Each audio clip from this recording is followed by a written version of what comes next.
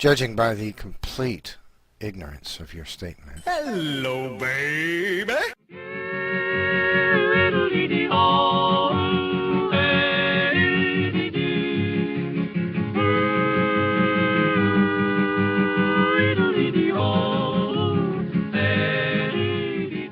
This entire mountain was plastic as it rose rapidly. These strata were still soft and plastic when this entire mountain rose.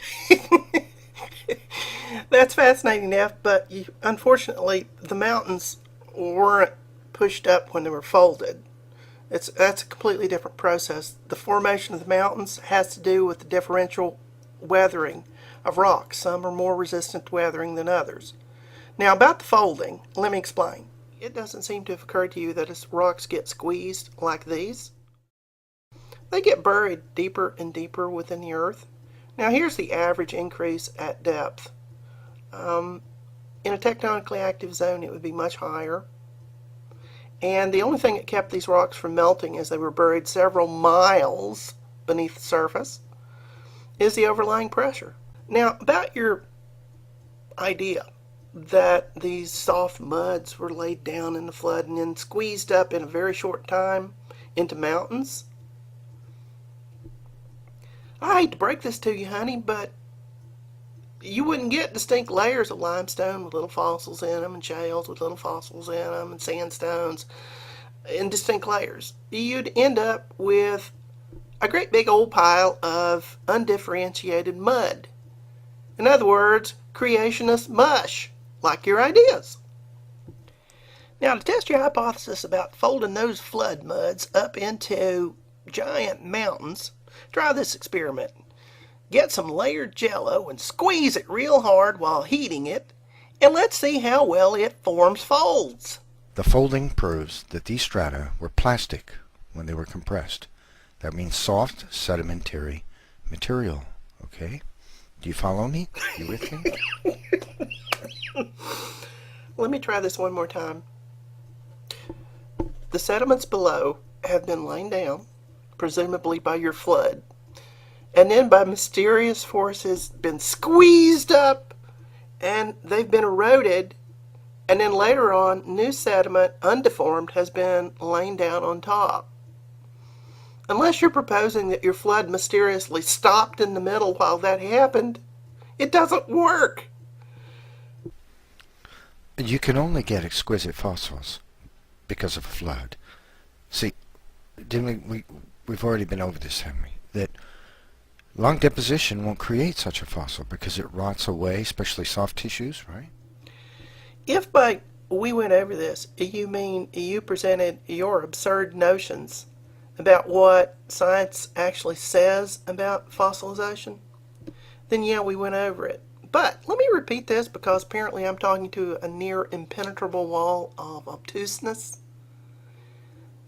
Nobody has suggested that it took a long time to bury the damn things.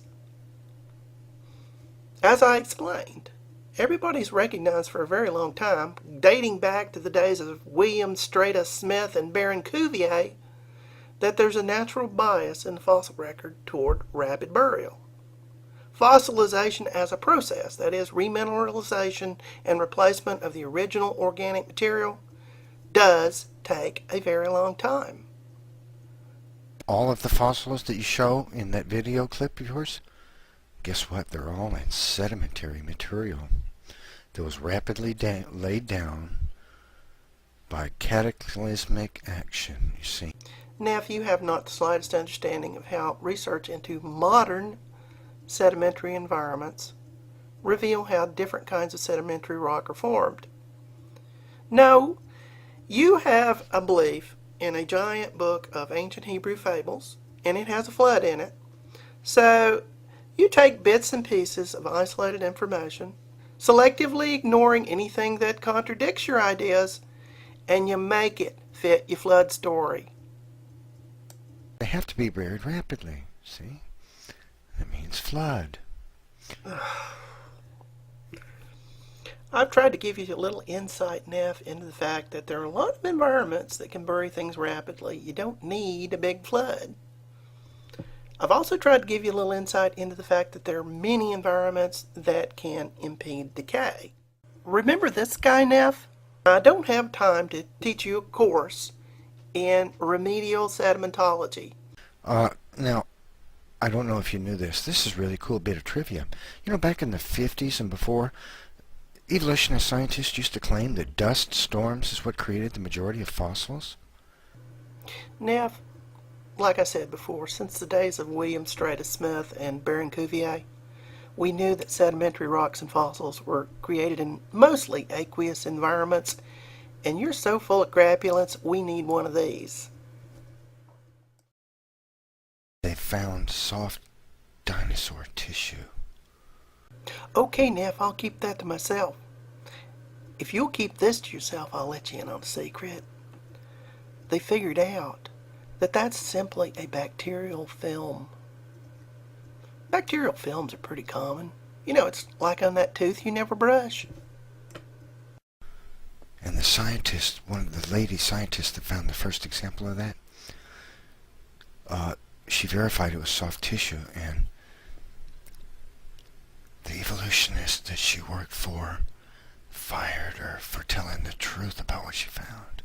Neff, she's a professor at NC State. She still works there. She's still publishing. She's very well respected. She just got something wrong. Because they didn't want anybody to know. Soft tissue, dinosaur, soft tissue. And this one was discovered, but it leaked. It leaked out? If you mean it was published in a peer-reviewed journal, okay, it leaked out.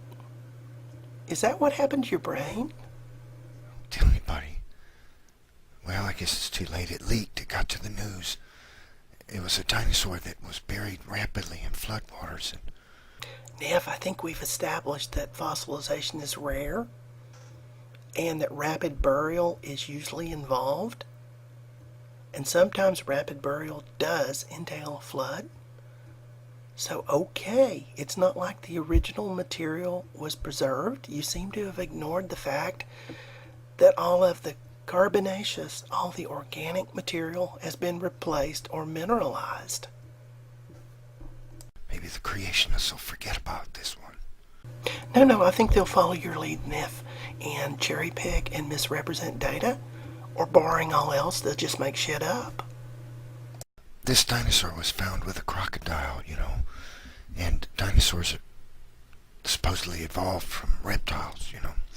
But here we've got a living fossil crocodile found with this dinosaur.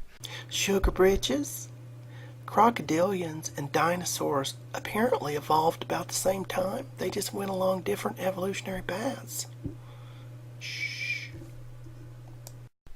I gotta tell you, I think your overtly sexual, inappropriate, and pseudo-affectionate use of a term of endearment there is...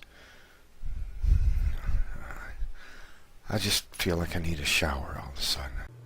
Well, Magic Thighs, while you're in the shower, you might want to check under your nose because there appears to be a dead gerbil stuck to your upper lip.